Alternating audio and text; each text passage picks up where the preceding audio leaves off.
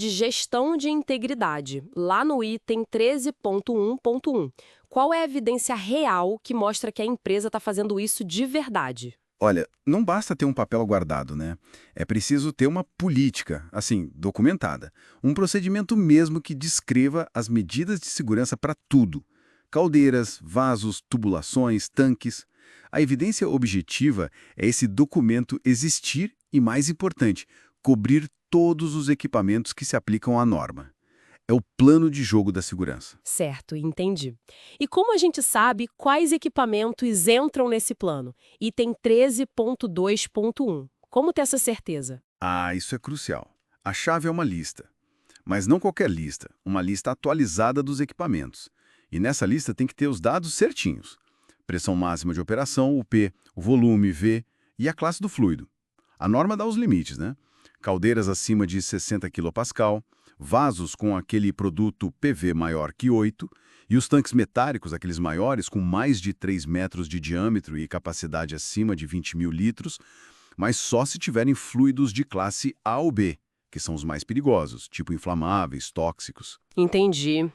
O risco é deixar algo importante de fora, né? Exato.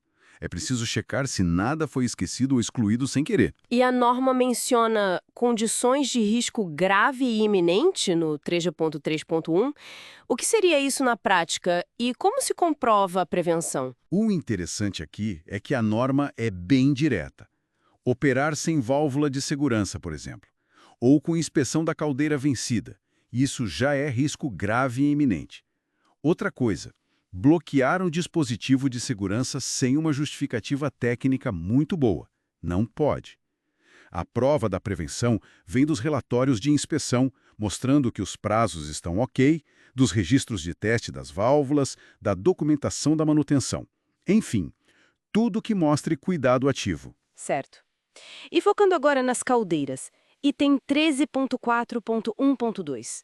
O que não pode faltar de jeito nenhum em termos de segurança? O mínimo do mínimo para uma caldeira é válvula de segurança, claro, ajustada para PMTA, a pressão máxima de trabalho admissível, um indicador de pressão confiável e um sistema para controlar o nível da água. E a documentação mínima para ela? O item 13.4.1.5. A papelada essencial. Tem que ter o prontuário do fabricante, que é tipo a certidão de nascimento da caldeira, sabe? Com código de construção, PMTA, desenhos.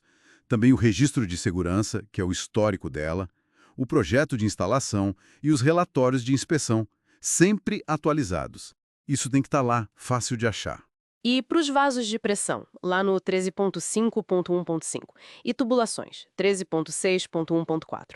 A lógica da documentação é a mesma ou tem alguma diferença importante? É bem similar, sim.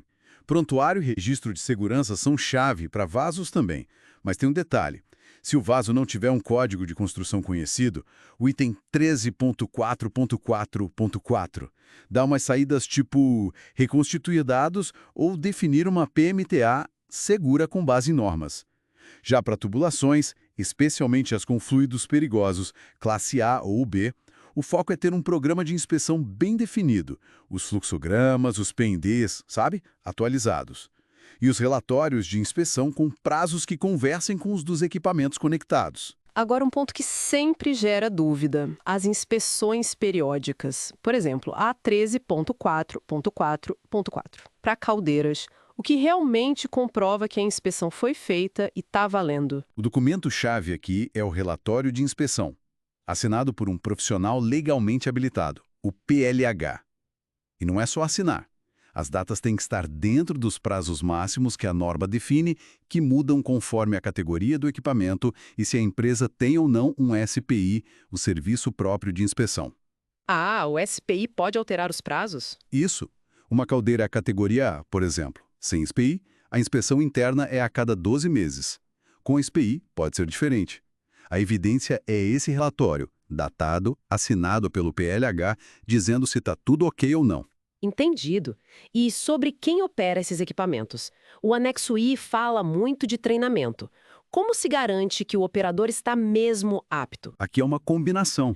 Primeiro, o certificado do curso de segurança, né? Tem que ter a carga horária e o conteúdo mínimos do anexo 1. Mas tão importante quanto são os registros da prática supervisionada. Não adianta só teoria. Por exemplo, um operador de caldeira categoria A precisa comprovar 80 horas de prática supervisionada ali na caldeira que ele vai operar. Mesmo que a teoria tenha sido EAD, a prática tem que ser presencial e documentada. É isso que mostra a competência real. Faz sentido. E para fechar o ciclo, se acontece o pior, um acidente grave, como diz o 13.3.11, qual a ação imediata que a empresa tem que tomar? A comunicação. É obrigatório comunicar formalmente à Autoridade Regional do Trabalho, o antigo MTE, e também o sindicato da categoria que predomina na empresa. Isso tem que ser feito rápido, até o segundo dia útil depois do acidente, se tiver morte, internação ou for um acidente de grande proporção.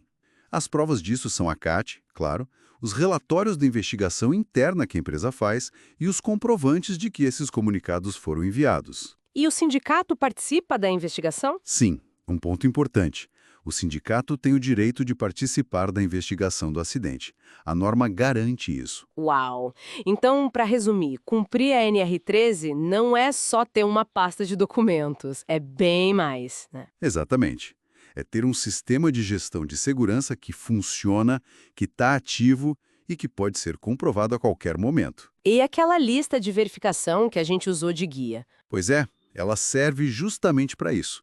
Para auditar se as evidências existem, se estão corretas, desde o prontuário lá do início até o último registro de inspeção, o treinamento, a comunicação de acidente, mostra se a gestão é real ou só fachada. Fica então uma reflexão, né? Além de só cumprir a norma para passar numa auditoria, como seria se essa cultura de segurança da NR13 estivesse tão presente no dia a dia que a prevenção acontecesse quase que automaticamente, bem antes de um risco virar um problema de verdade?